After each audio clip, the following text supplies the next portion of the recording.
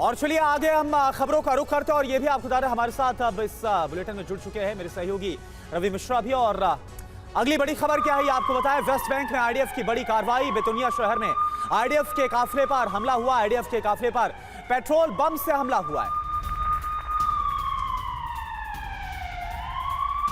तो West Bank में IDF की बड़ी कार्रवाई। बेतुनिया में आईडीएफ के काफिले पर हमला किया गया। आईडीएफ के काफिले पर पेट्रोल बम से हमला हुआ है। तो एक तरफ हमास और इजराइल के बीच युद्ध विराम और भी ज्यादा आगे बढ़ने की संभावना जताई जा रही है और युद्ध विराम को आगे बढ़ाया भी गया है। लेकिन इन सब के बीच बेतुनिया जो कि वेस्ट बैंक का इलाका है वहां पर आईडीएफ के काफिले पर पेट्रोल बम से हमला किया गया।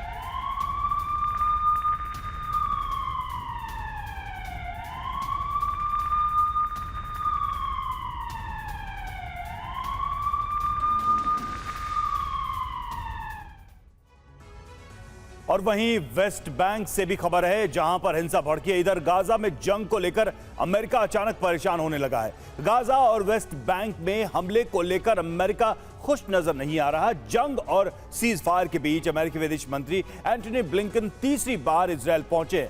सवाल कई हैं, अमेरिका क्यों सीज फायर को और आगे बढ़ाने के पक्ष में है, उसके कौन से हित प्रभावित हो रहे हैं, इन सवालों को आज हम पूरे विस्तार से समझेंगे।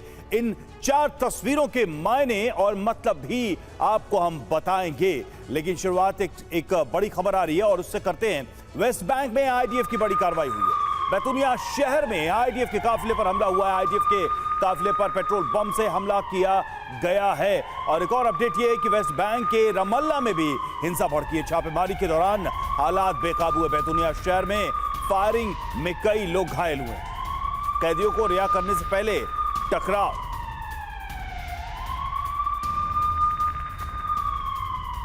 तो बेतुनिया शहर में कई लोगों के घायल होने की खबर सामने आ रही है। कैदियों को रिहा करने से पहले ये टकराव हुआ है। वेस्ट बैंक में हिंसा की खबरें सामने आ रही हैं। तस्वीरें आप देखिए, कैदियों को रिहा किया जा रहा था लेकिन ठीक उसके पहले ये हिंसा हुई है। यहां पर बेतुनिया शहर की तस्वीरें।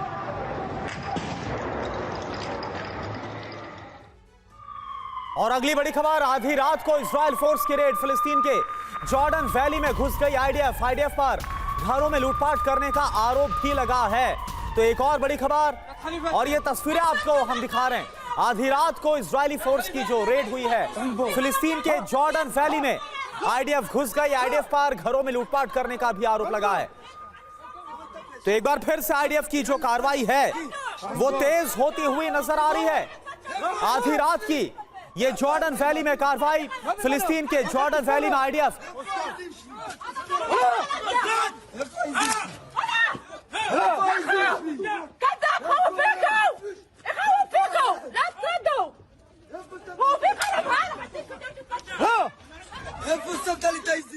और बंधक डील को जारी रखने पर यह बड़ी खबर है। इजरायल ने हमास को दिया है ऑफर। ये जानकारी सामने आ रही है। आज छोड़े जाने वाले बंधकों की लिस्ट दे हमास। अगर हमास ने लिस्ट दी तो बढ़ सकती है डील की मियाद।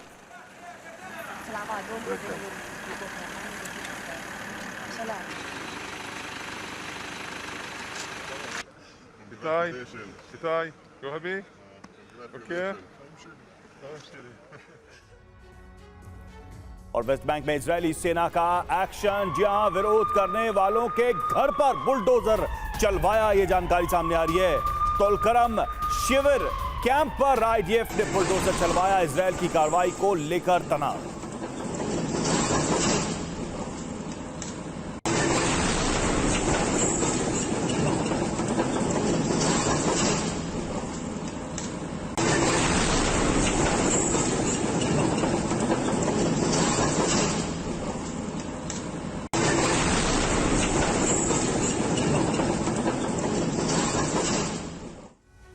और गाजा जंग के बीच अमेरिकी विदेश मंत्री एंटनी ब्लिंकन इजरायल पहुंचे। गाजा जंग के बीच तीसरी बार ब्लिंकन का इजरायल दौरा।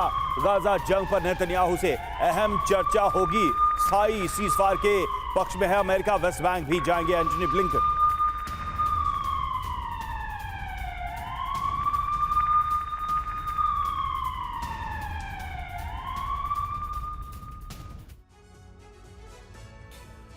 तो 2 दिन के बेल्जियम दौरे के बाद आज इजराइल पहुंच गए हैं अमेरिका के विदेश मंत्री एंटनी ब्लिंकन।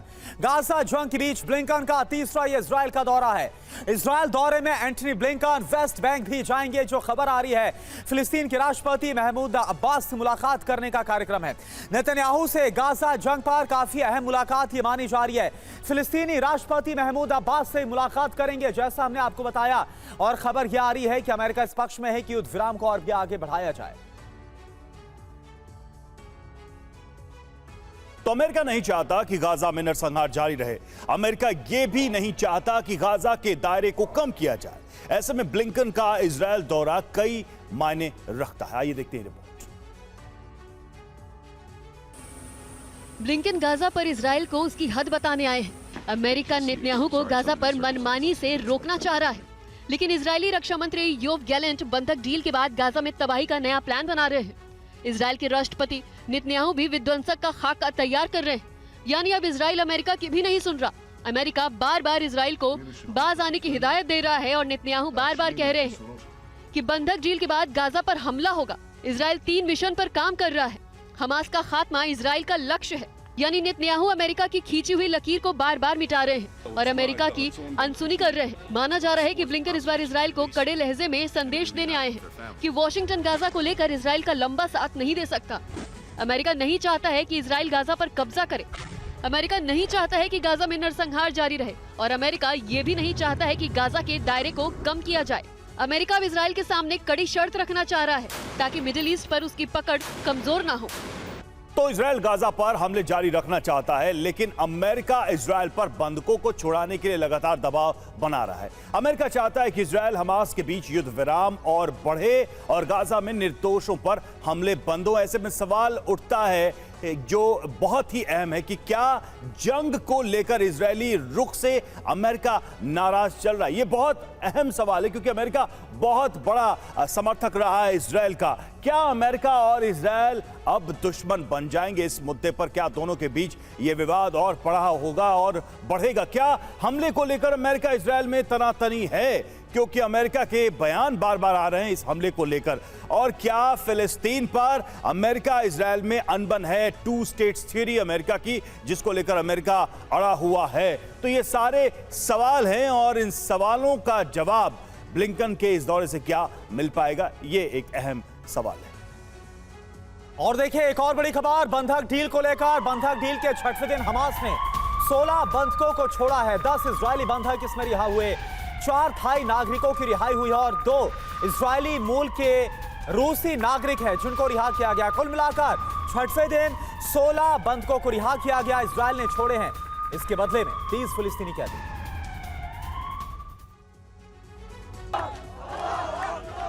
बंधक डील के 6वें दिन हमास ने सबसे पहले उन 2 इजरायली महिलाओं का वीडियो जारी किया है जो रूसी नागरिक हैं। 50 वर्षीय येलेना टुर्पानोव और 73 वर्षीय इरीना टेटी को रिहा किया गया है। उसके कुछ ही घंटों के बाद हमास ने 10 इजरायली बंधकों को भी छोड़ा।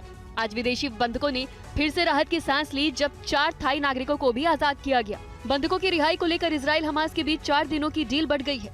इस दौरान दोनों ओर से बंधकों को रिहा किया जाएगा। आज हमास की ओर से होने वाली रिहाई से ठीक पहले आईडीएफ के प्रवक्ता डेनियल हेगारी ने दावा किया था कि हमास के पास अभी भी इजराइल के 159 बंधक हैं जो इस समय गाजा में हैं। आज छोड़े गए इजरायली बंधकों में ज्यादातर बच्चे और युवा थे जिन्हें 7 अक्टूबर के हमले के दौरान अलग अलग इलाकों से अगवा किया गया था। हमास ने ज्यादातर लोगों को किबुत्स के इलाके से पकड़ा था। बंधकों की रिहाई के बीच संयुक्त राष्ट्र महासचिव एंटोनियो गुटेरेस ने यह कहकर चौंका दिया है कि 7 अक्टूबर को हमास हमले के दौरान यौन हिंसा के कई मामले सामने आए हैं जिनकी सख्ती से जांच की जानी चाहिए। और बंधक डील के 6वें दिन 30 फिलिस्तीनी कैदी रिहा हुए। वेस्ट बैंक के रमल्ला पहुंचे बंधक लोगों ने किया बंधकों का स्वागत।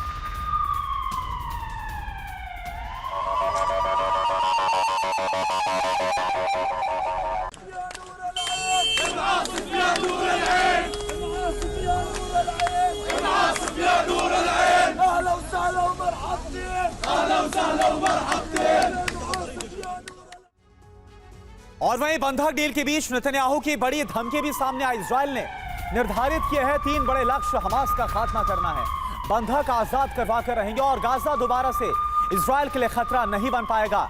इस तरह से हमास को पूरी तरह से खत्म कर देंगे। 3 बड़े लक्ष्य। इजराइल और हमास के हमले के बाद से लेकर अब तक अमेरिकी राष्ट्रपति जो बाइडेन नेतन्याहू से 15 बार बात कर चुके हैं। जाहिर है इस बातचीत में अमेरिका कई बार गाजा पर डायरेक्ट हमला करने को लेकर चिंता भी जता चुका है, लेकिन इजराइल सीज फायर के बावजूद जिस तरह की तैयारी कर रहा है उससे जाहिर है कि बंधक डील खत्म होते ही गाजा पर महाविध्वंसक का नया चैप्टर खुल जाएगा और हमास के खात्मे के नाम पर नेतन्याहू पहले से ज्यादा आग बरसाएंगे। ताजा वीडियो इजराइल के प्रधानमंत्री नेतन्याहू का है। नेतन्याहू ने सेड्रोट पुलिस स्टेशन का दौरा किया। ये वही इलाका है जहां 7 अक्टूबर को हमास लड़ाकों ने धावा बोला था और एक बड़े इलाके पर अपना कब्जा कर लिया था, जिसे बाद में इजराइल ने नेस्तनाबूद कर दिया था। नेतन्याहू ने मौके पर मौजूद अधिकारियों से मुलाकात की और उनका हौसला बढ़ाया। सीज फायर के बीच नेतन्याहू बार बार ये दोहरा चुके हैं कि अभी गाजा को पूरी तरह से खत्म करना बाकी है और चाहे जो हो जाए वो गाजा को हमास मुक्त करके ही मानेंगे। और इस बीच एक और बड़ी खबर आ रही, बंधक डील के बाद होगा महाविध्वंस। जो खबर आ रही आईडीएफ के सेना प्रमुख हेरजी हलेवी का ये बड़ा ऐलान, इजराइल हमले के अगले चरण के लिए तैयारी कर ली गई। रक्षा मंत्री योव गैलेंट ने कहा डील के बाद तबाही होगी।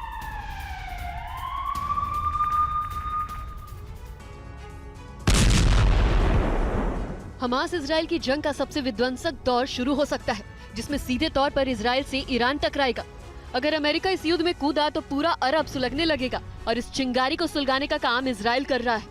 अमेरिका सहित मिडिल ईस्ट के कई देश हमास इजराइल जंग खत्म करने की भरसक कोशिश कर रहे हैं, लेकिन नेतन्याहू के कमांडर कुछ अलग प्लान बना रहे हैं। नेतन्याहू के कमांडर और रक्षा मंत्री मिलकर गाजा पर फिर से कहर बरपाने की तैयारी कर रहे हैं। आईडीएफ के सेना प्रमुख हेजरी हलेवी ने ऐलान कर दिया है कि इजराइल हमले के अगले चरण के लिए तैयार है। रक्षा मंत्री योव गैलेंट कह रहे हैं कि उन्होंने जल, थल और नभ से गाजा पर गाज गिराने का प्लान तैयार कर लिया है। आईडीएफ के सेना प्रमुख हेरजी गाजा पर नए विध्वंसक को अंजाम देने के लिए बिरशेबा स्थित साउदर्न कमांड हेडक्वार्टर पहुंचे और सीज फायर के बाद युद्ध की तैयारी पर मुहर लगा दी। हेरजी ने कहा कि हमें पता है कि अब इजराइल को क्या करना है और हम युद्ध के अगले चरण के लिए तैयार हैं। कुछ इसी तरह की भाषा इजराइल के रक्षा मंत्री गैलेंट की भी है।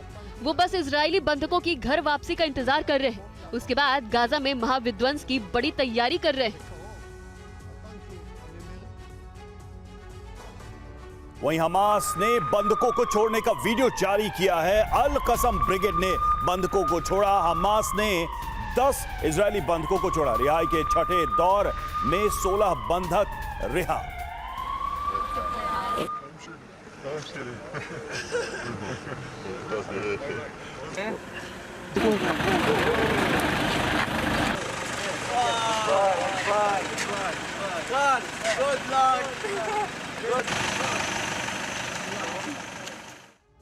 और वहीं वेस्ट बैंक में आईडीएफ की छापेमारी। तुकाराम शहर में आईडीएफ का ग्राउंड ऑपरेशन, हमास के ठिकानों पर छापेमारी। आईडीएफ की खौफ से शहर में सन्नाटा पसरा।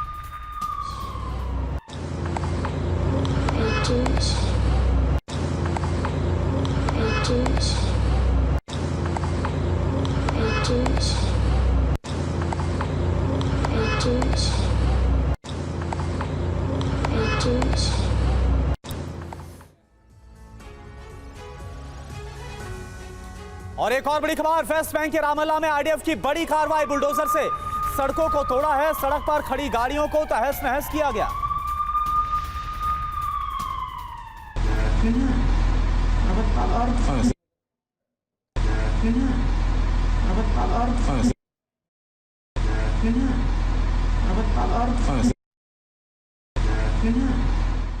और राहत सामग्री के साथ ट्रकों का काफिला गाजा पहुंचा।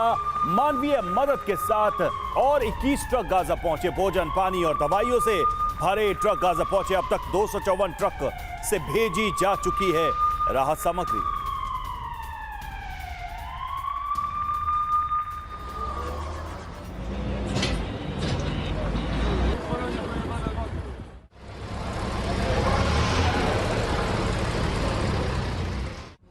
और वहीं इस्राइल ने बंधक डील को लेकर कतर की भूमिका पर ही सवाल उठा दिए। आरोप यह है कि कतर की हमास नेताओं से बेहद नजदीकियां हैं।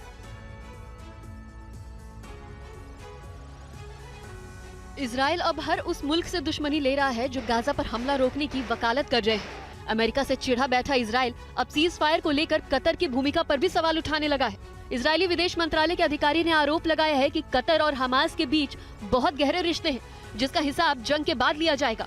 एक इंटरव्यू में इजरायल के विदेश मंत्रालय में रणनीतिक मामलों के डिप्टी डायरेक्टर जोशुआ जारका ने कतर में हमास नेताओं की मेजबानी पर चिंता जताई है। इजरायली अधिकारी ने यह भी कहा है कि अभी इजरायल को कतर की जरूरत है, लेकिन जैसे ही जरूरत खत्म हो जाएगी कतर से हिसाब चुकता किया जाएगा। खास बात यह है कि जारका का ये बयान ऐसे समय में सामने आया है जब खुद इजरायल के प्रधानमंत्री नेतन्याहू दोहा को इस बात की गारंटी दे चुके हैं कि कतर में रहने वाले हमास नेताओं के खिलाफ कोई कार्रवाई नहीं की जाएगी। इजरायल हमास जंग में फिलिस्तीनियों के समर्थन के नाम पर अरब सहित ईरान, रूस और चीन है, लेकिन जंग को रोकने और सीज फायर में सबसे अहम भूमिका अमेरिका और कतर निभा रहा है। अब इजरायल इनकी भूमिका को लेकर परेशान नजर आ रहा है।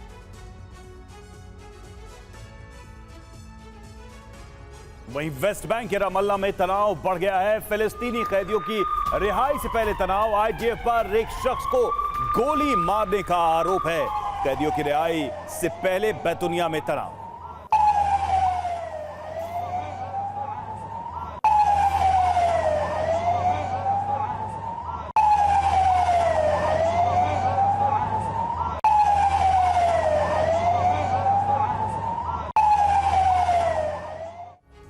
और एक और बड़ी खबर, वेस्ट बैंक के बेतुनिया में एक्शन में नजर आई आईडीएफ। इजरायल की बख्तरबंद गाड़ियां यहां पर जाती नजर आई हैं। तस्वीरें आपको दिखाते हैं। वेस्ट बैंक में इजरायली सेना का ऑपरेशन तेज होता हुआ नजर आ रहा है। बेतुनिया की तस्वीरें, जहां पर इससे पहले हमने आपको दिखाया कि कैसे वहां पर आईडीएफ की गाड़ियों पर बेतुनिया में पेट्रोल बम फेंककर हमला किया गया, और इस बीच लगातार इजरायल की बख्तरबंद गाड़ियों की यहां पर मूवमेंट तेज होती नजर आ रही है। और वो तस्वीरें भी आप देखिए। और एक और बड़ी खबर, फिलिस्तीनी कैदियों का नया वीडियो सामने आया। रात में छोड़े गए फिलिस्तीनी कैदी, बस के पीछे आईडीएफ की गाड़ी नजर आई। इजरायल ने 30 कैदियों को रिहा किया।